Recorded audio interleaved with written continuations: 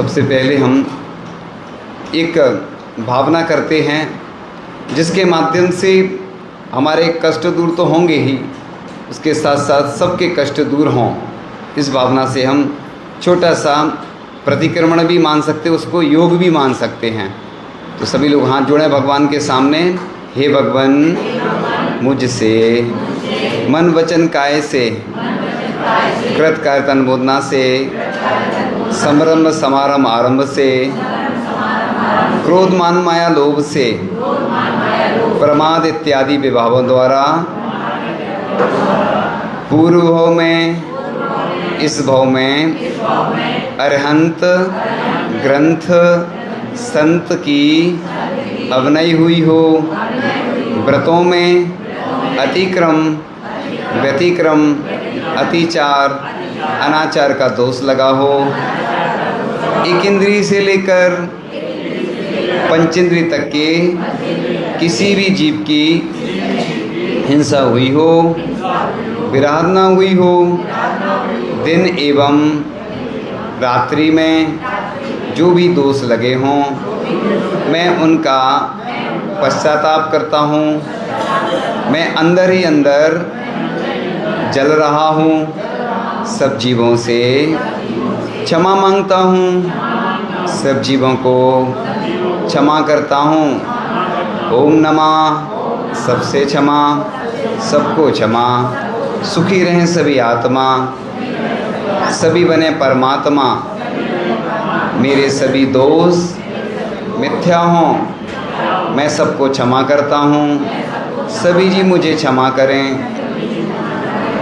और मेरे द्वारा जिन जीवों को भी दुख हुआ हो, कष्ट हुआ हो, मेरे द्वारा मैं उसकी आलोचना करता हूँ।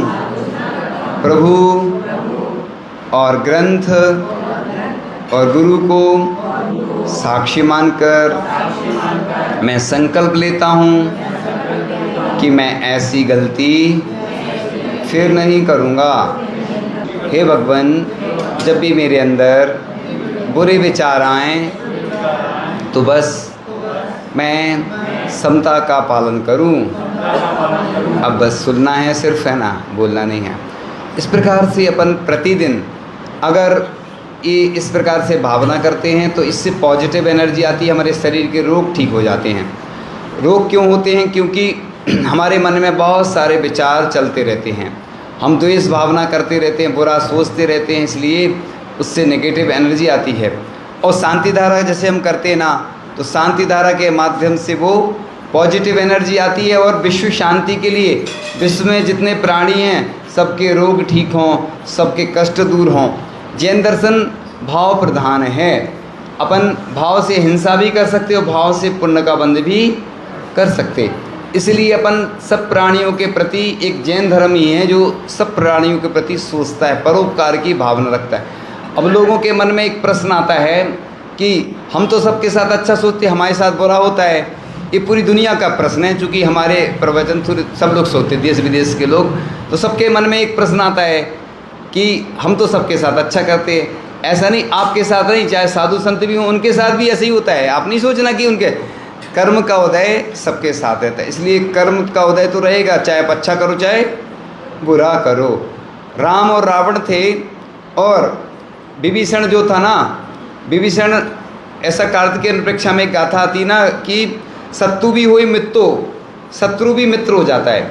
यानी रावण के लिए जो विभीषण था वो मित्र था, पहले भाई, मतलब मित्र कहलाता है।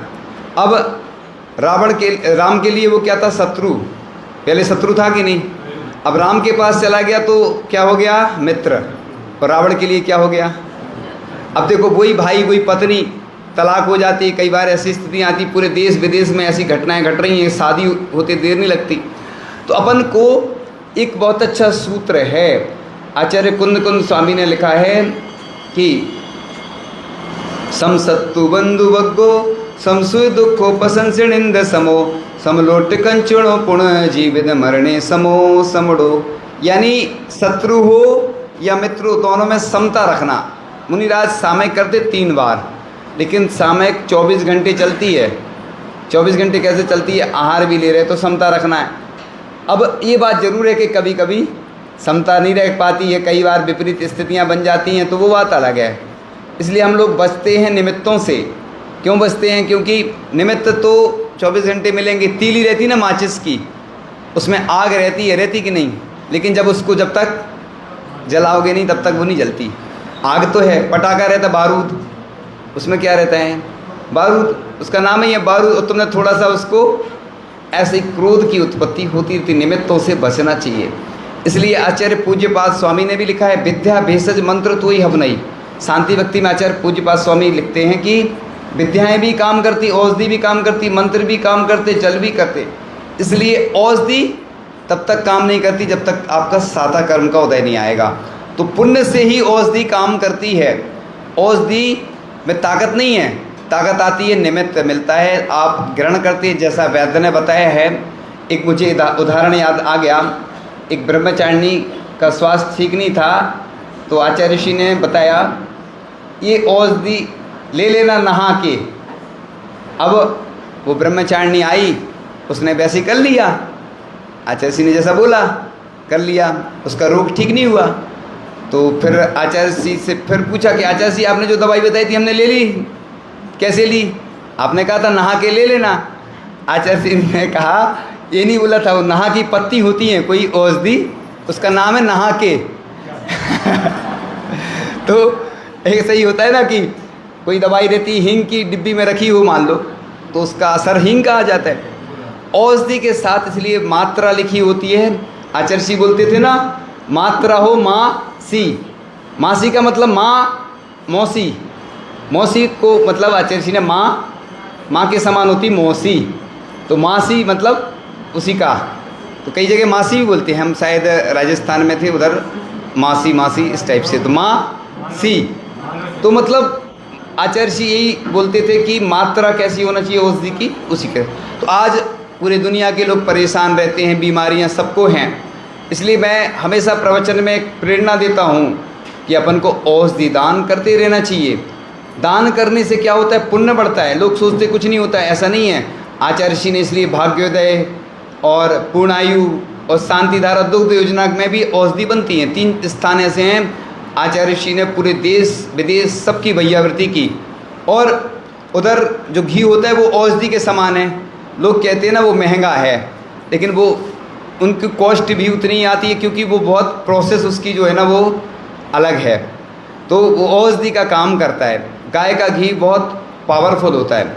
इसलिए विद्या भेषज मंत्र तो ही हमने आचार्य पूज्यपाद स्वामी ने ऐसा लिखा है। इसलिए अपन कितनी भी दवाई खा लो, जब तक आपका साता कर्म का उदय नहीं होगा, आप अमेरिका भी चले जाओ ठीक नहीं होगी। लेकिन आप किसी वैद्य के पास जाओगे वो औषधि बताएगा, महाराज के पास आओगे वो कहेंगे शांति धारा करो, पूजन करो, ये अनुष्ठान करो। किसी अन्य के पास जाओगे तो वो अनुष्ठान ही बताएगा। मैंने इतने वर्षों में बहुत सारी पुस्तकें पढ़ी, बहुत सारे विशेषज्ञ आए देश से, और हर विद्या के विशेषज्ञ आए और उन्होंने यही बताया या तो जाप करो या स्तोत्र पाठ करो। इसलिए 3 चीज़ें बड़ी पावरफुल होती है, एक स्तोत्र पाठ, एक मंत्र की जाप और एक शांति धारा। इससे बढ़कर कोई दुनिया में नहीं। जब भी कोई कुछ भी हो जाता तो यही 3 चीज़ें होती हैं बस। भगवान भी बनते हैं तो किसके द्वारा बनते हैं? मंत्रों के द्वारा। शाम को बताया था हमने। तो मंत्रों की महिमा बड़ी निराली है, क्योंकि ये मंत्र जो बनते हैं बीजाक्षर से बनते हैं।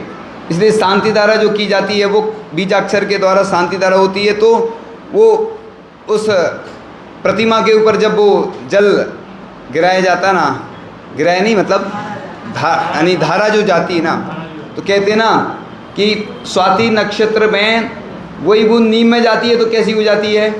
कड़वी हो जाती है। सर्प के मुख में जाती है तो कैसी हो जाती है? विषैली हो जाती है। वही बूंद शंख में जाती है तो मोती बन जाती है ना, सीप में। और वही बूंद भगवान के ऊपर गिरती है स्वाति नक्षत्र में तो क्या बन जाती है? वो गंधोदक बन जाती है। अब देखो, यानी वो बूंद खराब नहीं है, वो नक्षत्र भी खराब नहीं है। अब पुष्य नक्षत्र आता है तो पहले तो हम जानते थे, अभी जब हमने बताया, हम देवरी में थे तो उस दिन बहुत अच्छा नक्षत्र रविवार था और आचार्य जी के चरण स्थापित होने थे, उस दिन संत निवास की भूमिका बनी। पहले लोगों की बात चल रही थी और उस दिन ऐसा काम हुआ कि ना तो उनने सोचा था ना हमने सोचा था। मतलब तो मुहूर्त का भी बहुत महत्व होता है। अच्छे मुहूर्त में अगर अच्छा काम करते हैं तो वो और अच्छा हो जाता है। इसलिए स्वाति नक्षत्र अकेला कोई काम नहीं करता है। ऐसे ही अपने कर्म के होते तो चल ही रहे हैं। जितने लोग हमारे पास आते सब परेशान ही आते हैं। हमें तो वैसे कम लोग आज अभी तक कोई ऐसा व्यक्ति नहीं आया इतने वर्षों में, ना हमने देखा कि वो कह रहा हूँ महाराज जी हम बहुत सुखी हैं। सब दुखी आते हैं, तो सब दुखी हैं, पूरी दुनिया दुखी है। और जब तक संसार में रहेंगे तो संसारी प्राणी अपन जब तक सिद्ध नहीं बन जाते, जब तक सच्चा सुख नहीं मिलने वाला। और कई लोग बोलते हैं ना मोक्ष चले जाएंगे तो उधर क्या करेंगे, कुछ काम ही नहीं रहेगा। अभी कम से कम अपने घर का काम कर रहे, बिजनेस कर रहे, तो लोगों को कुछ ना कुछ काम चाहिए। तो एक पंक्ति सुनाई थी हमने आचार्य जी को बहुत पहले कुंडलपुर में, जिंदगी के वास्ते कोई रोग लगा ले, जिंदगी कटती नहीं सेहत के सहारे। अगर हम स्वस्थ रहेंगे तो वो जीवन कैसे निकलेगा।